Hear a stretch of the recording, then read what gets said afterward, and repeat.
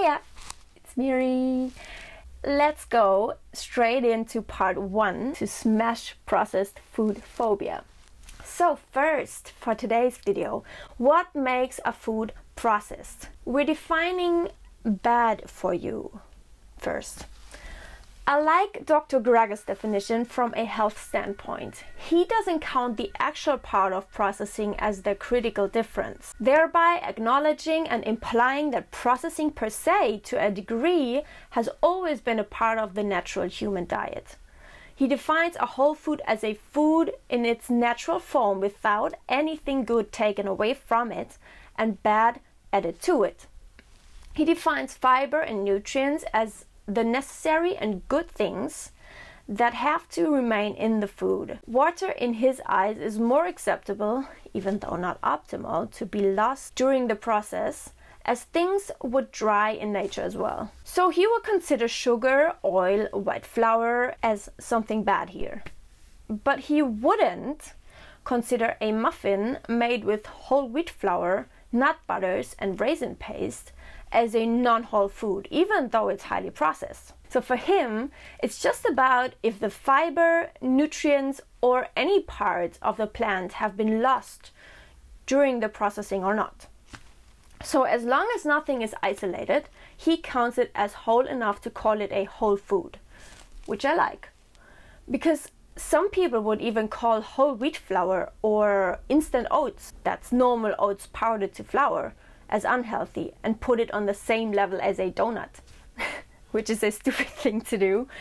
Truth is, you can have really healthy processed foods, especially if you make them yourself. The processing itself is not the damaging, problematic, degrading part about processed foods. So, which brings us to 2. Not all processed food is equal. Actually, there are huge differences. Processed food does not equal junk food. Did you know that processed food can even be very healthy food? Just the peeling off of any rough skin of your potatoes or vegetables is in itself processing. Which is why processing fundamentally is in fact very natural. There's a day to night difference between a smoothie or agave syrup.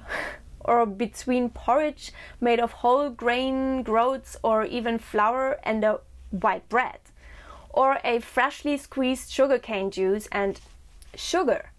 All of these are not whole foods, but it's always just a difference either in the amount of nutrients, fiber, and water. We go too far when we say that a smoothie, a finely ground oatmeal, or whole wheat pasta is not good for you anymore because it's been processed. They're not comparable with a vegan donut made of white flour, sugar, and margarine. It's far more processed, far more highly palatable, and has far less nutrients, fiber, and water. But, nevertheless, what if I tell you that even a vegan muffin will be made of these same plants, just with some nutrients, fiber, and water taken away? Yes, factually and theoretically, that makes it less optimal. And it will practically be digested differently and less optimally. But added to a base of whole foods, these denser, delicious plant foods are still made up of real food components, just not their whole package. Yes, it doesn't have the same nutrition, but no, it also won't do you any harm per se. There's nothing bad added. The whole thing will look different though with processed foods made with animal products or animal protein, or even whole food animal products. Because there certainly are harmful substances naturally contained in them, like their natural hormones and protein, which scientifically are contributing to all kinds of human diseases. They're acid forming and robbing your body of more nutrients than they can provide. The natural animal hormones are proven to mess and interfere with your own hormones. And then harmful substances added to them like antibiotics, exogenous hormones like synthetic hormones added, pesticide-loaded feed, inflammatory substances due to horrible livestock regulations, non-species appropriate circumstances, and on and on.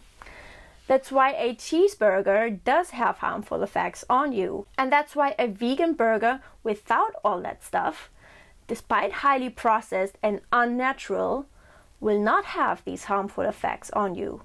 It will only not have the additional benefits of micronutrients, fiber, and water that would have come with a whole food package.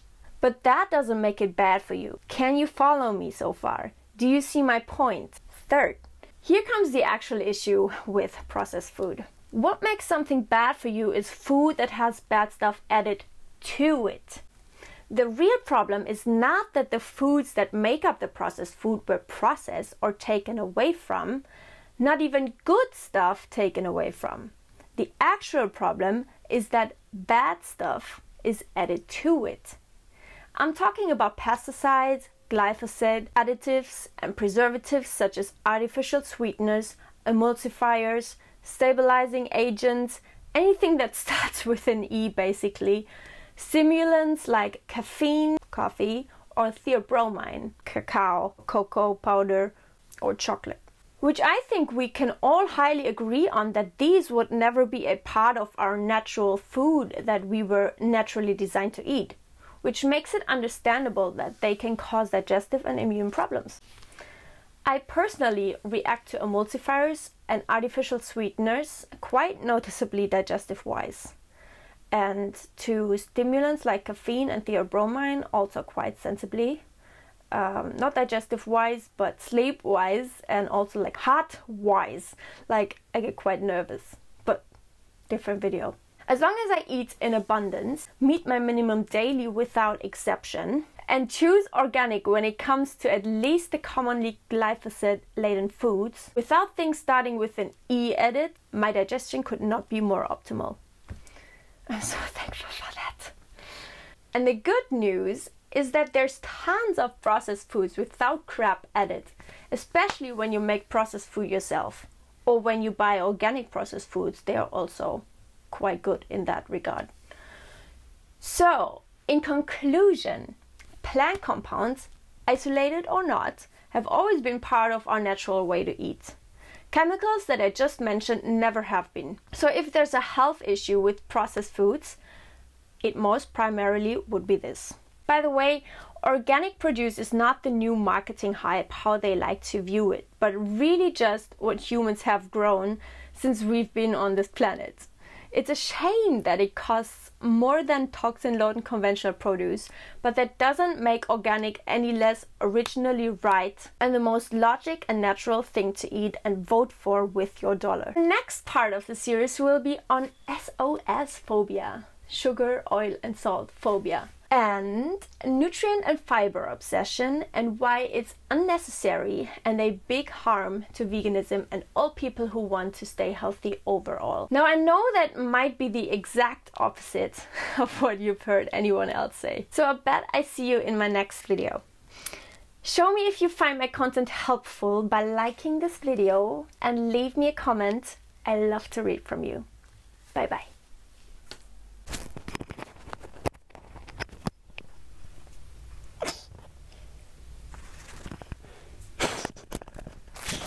I don't know what to do with this thing. It improves the sound so much, but it's just annoying no matter where. I'm just gonna put it here and hope my hair doesn't rub it. Oh man. Okay. This takes a long time. Woo! Okay.